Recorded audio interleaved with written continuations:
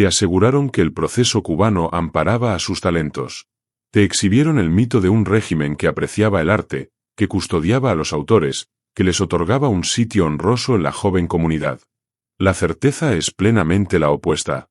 En Navidad de 2021, una anciana de 93 años destapó un bulto de auxilio de víveres que le mandó el Instituto Cubano de Radio y Televisión.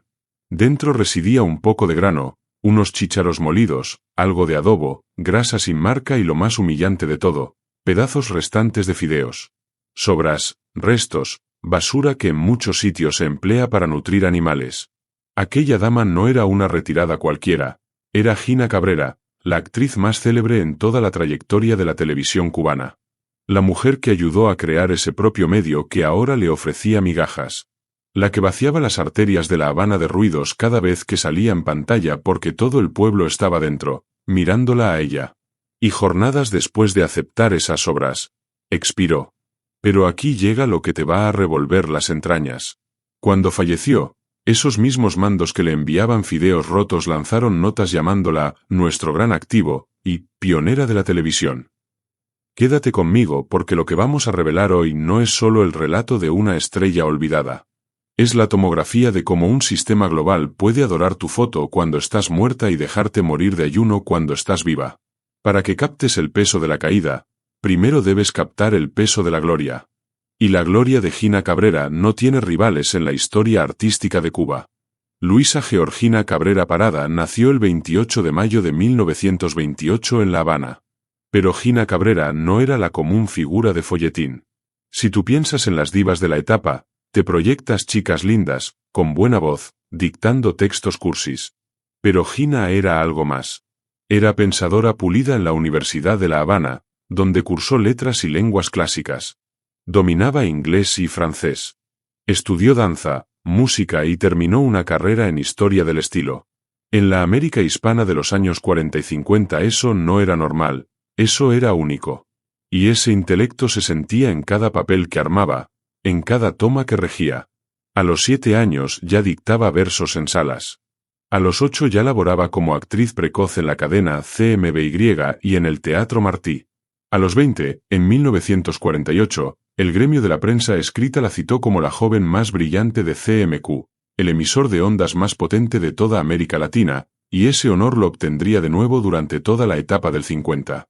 Su guía, Antonio Vázquez Gallo, la definió así cuando la halló. Una joven con un don fuera de lo común, mente de espejo, gran rigor y una fe que la hizo ganar velozmente. Mira bien esto porque es vital para entender lo que ocurrió luego. El 24 de octubre de 1950, Cuba sacó su señal de televisión.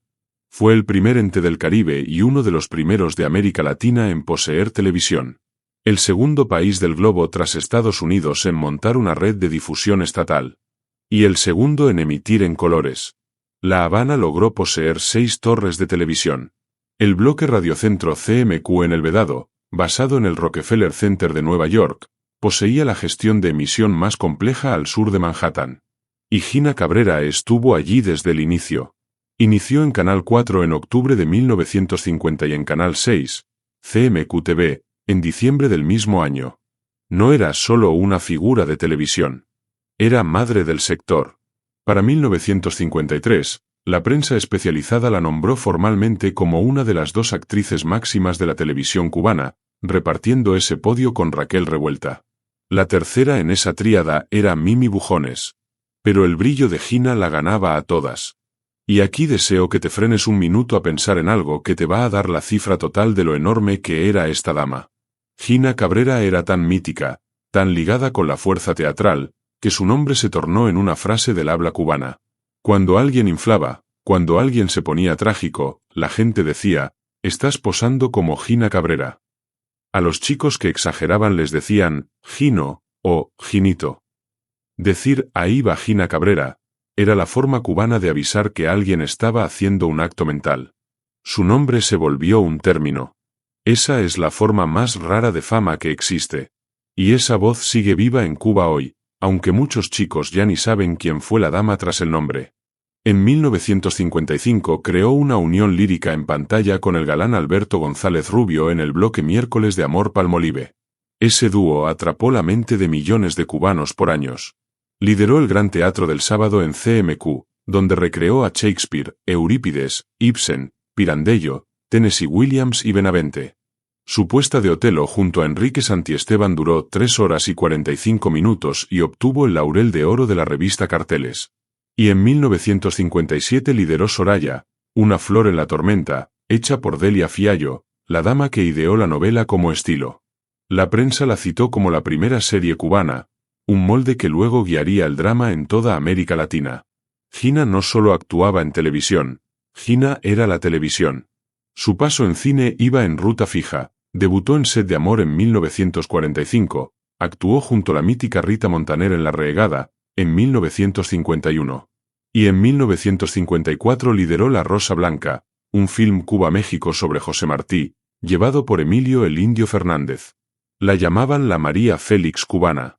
Poseía grupos de fans, un flujo de fe civil casi sin puntos previos para ese tiempo. Pero aquí llega lo más turbio de toda esta crónica. Porque toda esa luz, todo ese mando, toda esa fama, se tornó justo en la causa por la que el mando la rompió. El 1 de enero de 1959, la guerrilla gana. Y aquí pido que entiendas algo clave. Gina Cabrera no huyó de Cuba. Muchas de sus pares volaron. Se fueron a Miami, a México, a España. Gina se quedó. Y no solo se quedó. Ayudó activamente al cambio. En 1961 pasó a ser la jefa del sector de CMQ para el Plan de Lectura, uno de los planes bandera del régimen. Guiaba grupos de artistas que iban cada día a las zonas más pobres a enseñar letras. La actriz Fela Har lo narró. La persona que guió el plan de lectura en CMQ fue Gina Cabrera. Llevaba su coche blanco hasta los barrios de parias para instar personalmente a las gentes sin letras a sumarse al plan. No era una socia forzada. Era una fiel real. Para un rato a pensar en esto. Una dama que lo tenía todo, fama, oro, aplauso global, decide quedarse. Decide creer en el plan. Decide dar su foto al servicio del cambio. Y el cambio le paga con el olvido. Aquí entramos en la piel viva del tema. Porque lo que le hicieron a Gina Cabrera no fue un paso loco. Fue un método. Una prensa de borrado que actuaba sin dejar datos escritos. El órgano de cultura del nuevo Estado, sobre todo el ICAIC, bajo el mando de Alfredo Guevara, el socio íntimo de Fidel Castro, actuaba con una lógica dura. El crítico Alejandro Ríos lo puso en Cubanet. El cine la puso en una lista que parecía multar a ciertas caras de mucha fama, aunque ella se había atado al nuevo flujo de giros sociales. Incluso La Jiribilla, un diario de letras oficial del mando cubano, admitió esto mismo. El cine de la nueva era la puso en un índice que multaba a caras de mucha fama. La propia voz del bloque lo acepta. Su error no fue la traición. Su error fue ser demasiado mítica. El ICAIC vetó por años que se pasaran cintas cubanas previas a 1959. Toda la obra fílmica anterior fue quitada de las salas. No era solo que Gina no hiciera cintas nuevas. Es que las cintas que ya tenía hechas se borraron. Se dice que Alfredo Guevara veía las luces de antes como restos del ayer rico. Cuentan que en los sitios del ZAIC, llamar a alguien diva era un ataque político, no un elogio de arte. Las nuevas chicas no eran divas. Eran socias. Y aquí te lanzo la duda clave que rompe todo. Si la traba era de ideas, si la traba era el ayer rico, entonces ¿por qué no les pasó lo mismo a todas? Solo dos divas de antes fueron cuidadas, Raquel Revuelta y Consuelo Vidal. Las dos tenían lo que Cubanet citó como fuerte peso político. Todas las otras, con Gina incluida, fueron dadas a lo que en Cuba llaman ninguneo, la voz exacta. Viene de ninguno. Es el don de tornar a alguien en nada. Ríos lo puso con luz. Actrices que se quedaron, como Gina Cabrera y Maritza Rosales, debieron vivir el golpe del vacío guardado para los parias en el mando del ICAIC.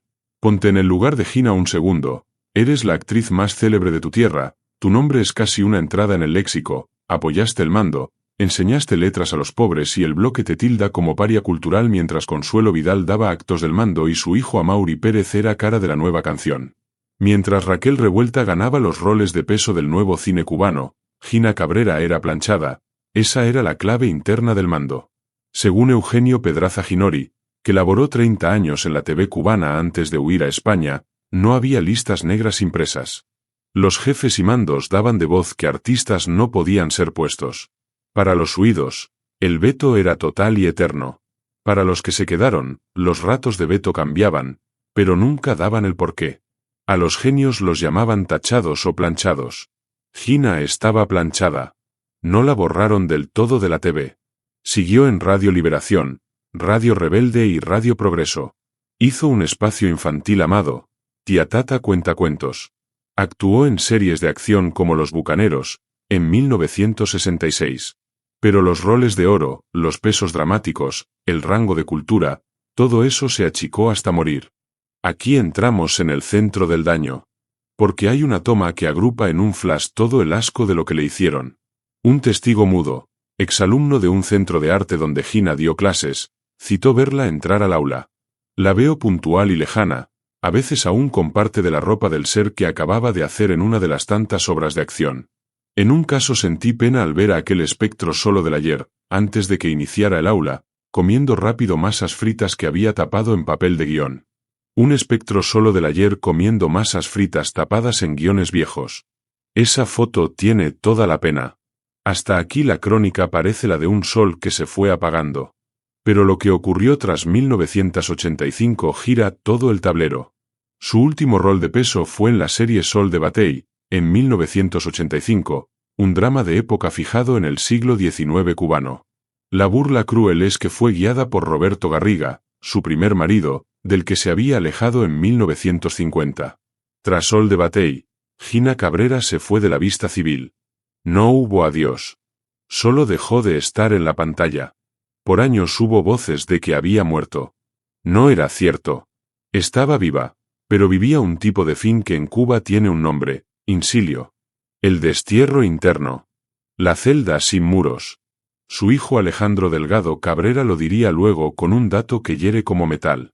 No supo ser falsa y lista como otros.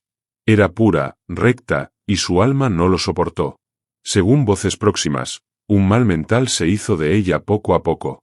Hay quienes dicen que los pesos de arriba, el vacío constante, el ojo de los grupos de vigilancia y el miedo mudo de ser mirada sin ser amada, rompieron algo en su ser que nunca se pudo curar. El mando no ocupó encerrarla. Solo dejó de llamar. No había roles, no había aplauso. La Oficina de Cultura siguió el paso y la dejó atrás. Solo tuvo salidas raras en los 90, en los shows de Alfredito Rodríguez, Su Noche con Alfredo y Sábado Especial en Cubavisión. Y solo porque la buscó en persona, porque ella se había ido de todo. Y aquí llega un punto que pido que veas con luz total.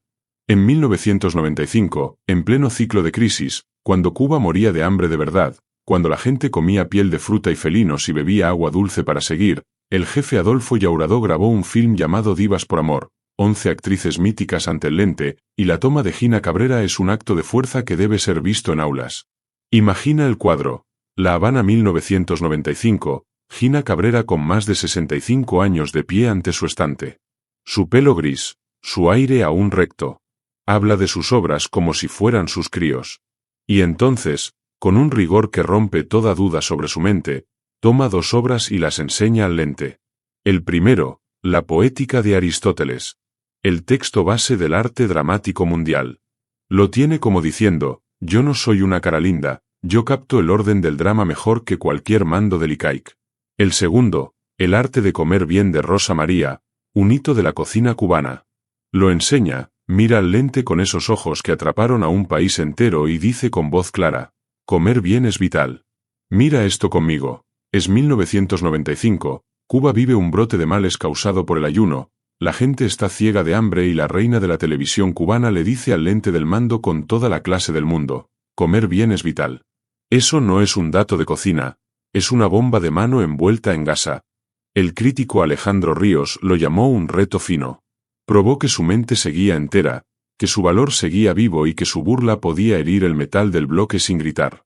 Pero el bloque no olvida, ni siquiera a los espectros. Aquí entramos en el suelo más duro de esta crónica, los años finales. El tramo entre 2000 y 2022, donde la caída llegó a puntos que su hijo no pudo ya tapar. En 2003 el mando le dio el premio mayor de TV en su estreno, dado con Rosita Fornés, Raquel Revuelta y otras divas. En 2004 obtuvo el rango de artista de honor. En 2018 se hizo un film llamado Gina para sus 90, pero todas esas cruces eran vacías. Un crítico de la red lo puso con fuerza total. Ahora la prensa oficial le da cantos tardíos, como madre de la TV y luz de shows de venta que hasta hace poco eran pecado en el libro de ideas del mando. Le daban cruces con un dedo y le quitaban pan sano con el otro. Mientras el mando le ponía medallas de papel, el ICRT le daba bolsas de víveres que su hijo grabó y puso en redes en diciembre de 2021. Las fotos daban arroz, granos rotos, sobras de fideos, adobo y grasa suelta. El hijo puso: ¿qué les parece el auxilio que el muerto ICRT le dio en este mes a mi madre Gina Cabrera? Rico, ¿no? Mientras tú en Cuba no tenías para un plato digno. El ente que ella parió le daba restos de pasta que en otras tierras van al lodo. Mientras los mandos del ICRT volaban a galas con dietas en oro, la madre de la televisión cubana aceptaba sobras. Gina Cabrera murió el 3 de enero de 2022 en su hogar de La Habana. Tenía 93 años. Su cuerpo fue quemado al punto. El adiós fue privado y entonces pasó lo lógico. El jefe Díaz-Canel dio su pesar llamándola una actriz de gran porte, ojos tiernos y un reír lleno de luz. El mando de Cultura alabó sus altos valores de alma y su paso como fiel. Los mismos que la dejaron morir con fideos rotos ahora la querían para sí. Pero su hijo Alejandro no bajó la voz. En el primer año de su fin, el 3 de enero de 2023, puso una queja dura en redes que fue noticia en diarios del exilio. Dijo: la timaron, la echaron, su ruta fue tapada cuando pudo llegar mucho más lejos si no se hubiera quedado en el foso. Dijo: Gina Cabrera, que no bailó al son político que otros tomaron, no acabó dando su nombre ninguna de las becas de esta sociedad rota y caída, ni su firma decora la puerta de ningún teatro o centro, como ocurre con otros que sí bailaron al son político. Y cerró con un dato que debe ser tallado en roca: en vida debieron haberla cuidado como mamá valía. Y esa gente perdió la honra de hacerlo. El actor Rodolfo Valdés lo soltó sin vueltas: lo feo no es que haya muerto. Lo feo es cómo pasó sus últimos años, caída y borrada por ese ente, el ICRT, al que le dio todo su tiempo y toda su luz. La duda ruda es esta: ¿cuántos genios más están viviendo ahora mismo en Cuba lo que vivió Gina Cabrera? ¿Cuántas luces de arte están siendo tapadas, borradas en este justo punto, sin que nadie lo sepa? Porque el modo de borrado no deja datos escritos. Pedraza Ginori lo fijó: no había listas negras en folios. Todo era de voz. Todo era negable. En los sitios del exilio se habla de muchos genios con suertes iguales. Eberto Padilla fue forzado a un perdón civil en 1971. Virgilio Piñera murió en el vacío. Antón Arrufat fue vetado de crear por más de 10 años y puesto a laborar en el pozo de un centro de libros. Nicolás Guillén Landrián fue preso y drogado a la fuerza. Aún en 2025, el mando vetó un acto a Celia Cruz en el siglo de su nacer, negándose incluso a citarla en la nota de cierre. El molde no varía. El órgano sigue activo. La vida de Gina Cabrera es la señal final de que en Cuba no vale si crees en el cambio. No vale si enseñas letras a los pobres. No vale si te quedas cuando el resto vuela. Si eres demasiado mítica, si brillas mucho, si tu nombre se vuelve un léxico, el mando hallará el modo de apagarte. No te matan, no te encierran, te hacen algo peor. Te tornan en un espectro solo del ayer comiendo masas fritas tapadas en guiones viejos. ¿Y el signo final del asco del mando? Cuando expiró, los suyos negaron los honores de Estado. No quisieron el acto oficial. No quisieron los textos de los propios mandos que le daban fideos rotos. La quemaron en paz, porque tras 40 años de vacío, el último honor que le quedaba era no dejar que sus verdugos dijeran ser sus fans. Ahora te hago las dudas que nadie en Cuba se atreve a decir en voz alta. ¿Sabías este relato? ¿Sabías que la dama cuyo nombre es una frase murió aceptando sobras como auxilio de víveres? ¿Crees que lo que le hicieron fue un fallo de oficina o un golpe aposta? Y sobre todo, ¿qué habrías hecho tú en su sitio? ¿Te habrías quedado como Gina, fiel hasta el fin? ¿O te habrías ido como tantos otros, llevando tu don a una tierra que al menos no te mata de hambre mientras te da palmas de fin?